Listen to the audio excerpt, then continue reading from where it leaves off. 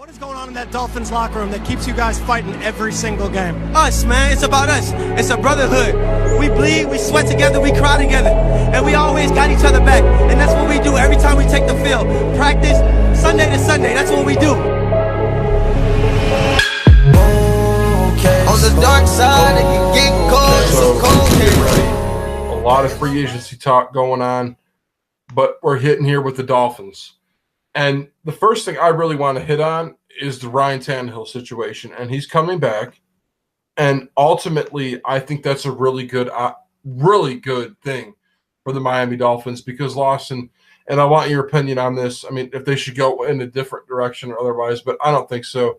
I just think that with his injury, how much that was a decline in play for the quarterback position, I think that was huge. Well, and we saw the strides that he made with Adam Gase in Adam Gase's first season.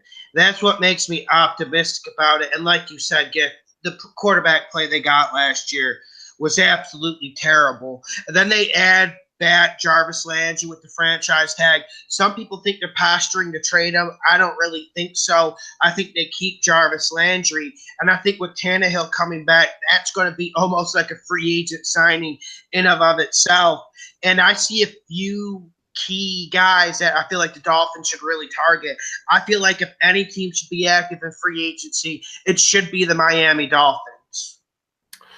Absolutely. And just to reiterate, I mean, Cutler and David Fales were so bad that there was such a drop-off from just having decent quarterback play for the Dolphins. So I just want to point that out because Cutler at a lot of games lost. I mean, he was just throwing it to the opposing team's defensive backs. But I think one thing we have to look at that we're going to end up getting to in the podcast is how bad was that offensive line? Because even when Jay was taking 3-step drops, the man was getting hit. Also, the offensive line was pretty poor pass blocking, but also they weren't communicating right. Maybe that's down to Gase's play calling, or maybe it's just down to the offensive line being absolutely terrible and overmatched. I'm not really sure. All I know is my conclusion is they're going to keep Gase, which is good. Also, I think they need to add pieces on that O-line. I think that and corner are where they need to target. Really, the only thing I want to mention on the offensive side, if they can, I would like to see them keep Jarvis Landry. I mean, I know they're going to franchise him. Yeah. Yeah, I don't want to see them trade. I don't want to see a trade there. I think they need to keep him because Devontae Parker and him, I like that from a standpoint. So I don't want to see any changes made there. Talking about the offensive line, I think guard is where they have to get better. Are you in agreement with that? Well, yeah. The main question is, are they going to be the people to sign Norwell? And Norwell's going to get a huge contract. He was pretty dominant at times with the Panthers, but I'm not so sure they should do that. I'm not so sure I see any offensive lineman they should go out and sign. I like Jensen from the Ravens. I think that's the guy they should pay for. I think you get him cheaper and then possibly get another tackle in the NFL draft. But I think if they target any guard in this free agency, I think it's Jensen. I think you got to lay off Norwell because I think the price is going to be steep. Plus, is he going to be able to be that dominant? And we have seen some very good guards coming out of the draft this year. So I think the Dolphins should be patient and they should try to save cap space for that. If they're going to splash, I think they should splash on a corner. And with that being said, I also think running back has to be a position of need because obviously J.J. last year went to the Eagles. And at a certain point, I think they have to get something dominant there. I mean, Kenyon Drake, I know that he is going to be – he was good last year. But Giff, my issue with the Dolphins is they don't have an awful lot of cap space, especially since they're bringing back Landry. A lot of people are saying they got to get rid of Parker. I'm not necessarily sold on that. But look at how much ndamukong is making. I really feel like the Miami Dolphins are a cap deficient team. They don't have enough space to make the moves they need because I think they need to make 2 big splashes. I don't know if they have enough for one without restructuring Sue's contract, especially since Jarvis Landry's back. That's fair to say.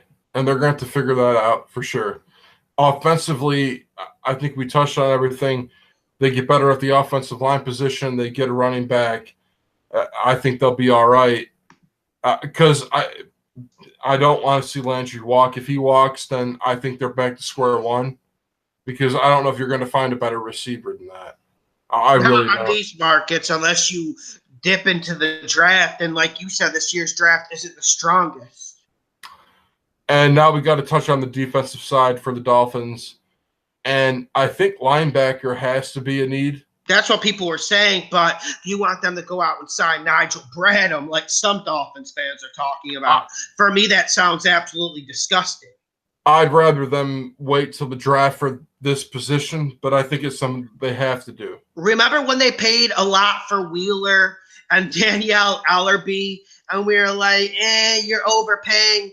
That's one thing I feel like they risk with Bradham. They really got to hold off on Bradham. Listen, I'm not anti-Bradham by any means. We've met him at Bill's training camp a few times. Listen, he's a good guy. He's gotten better in this league, and he's pretty good at covering in space. All right? We all know that. But is he the prolific run stopper that Miami needs to go with Kiko? Absolutely not. Plus, they're going to overpay for him. They don't have a lot of cap space back, and he reminds me of Wheeler and Ellerby, who they drastically overpaid for, and they got fuck all. Yeah, I think you mentioned it best, too, as far as pairing them with Kiko, whatever they do. And, yeah, Kiko Alonso, he's been running sideline to sideline for a little bit now, and he's been having to do a lot on his own. So I think that's why linebacker is a big position of need. They need to get something in there to help him, because I think if you get that extra guy at the linebacker position, that helps out so much. Kiko can do other things that you might want him to do scheme-wise. Maybe you can keep Kiko inside a little bit more as opposed to having him run all around. But Loss, I mean, we both have seen him run sideline to sideline and do it effectively. And I just don't want to see him being overburdened too much more. I think fair enough. I think another position that I think they need to do defensively is defensive end. And I like Ndamukong, and I know there's trade rumors going around about him, but I think you keep somebody of that nasty stature. On the defensive tackle, yeah, because they need an interior pass rush. Defensive end, they're all right at. They could use another option, but I'm not sure they go that route because corner and linebacker is so barren. And I think you even kind of mentioned just how barren they are at linebacker. And at corner, though, I feel like that's where they need to add another piece, because I feel like if you pair a good corner with Rashad Jones, I feel like you can really start getting stuff cooking. And you're right, they need to keep Sue, because if you're looking for a pass rusher in this market, it's like looking for water in the Sahara Desert. You're not going to find an awful lot, and if you do, you're going to overpay. Absolutely, and I love Cameron Wake. That's the thing. You have pieces to build around. Why deplete it? Why get rid of somebody like Sue when you don't? You keep Cameron Wake, you keep Ndamukong, you build around that. I think that's how you build the front seven. That's what you do. And I think with some better quarterback play, this Dolphins team will look better. Last year, Gase looked like a pretty poor coach, but I think the circumstances of the quarterback situation and of that offensive line not being competitive, like not even showing up some games, Wikipedia, I felt like that was one of the major issues.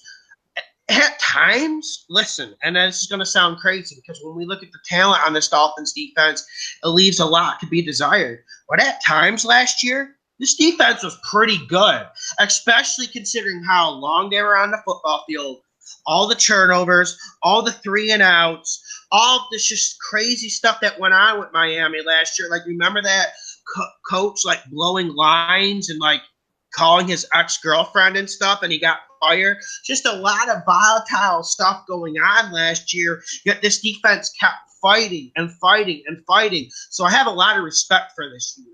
And I think maybe they're a bit underrated. Even though I think they need to add someone like Tremaine Johnson, I think that's what they need. E.J. Gaines or Tremaine Johnson are the two guys I would target. If they want a bigger, more physical corner, you could also go Kyle Fuller. So I feel like they got 3 good options to pursue in that secondary. I like the corner options. I just don't like the front 7 options. I mean, maybe a low-key guy like Williamson, like you mentioned, Tahir Whitehead, possibly my boy Hitchens into Big D. But none of those really feel that all that sexy to me. I think they should wait for the draft for linebacker, get a corner in free agency.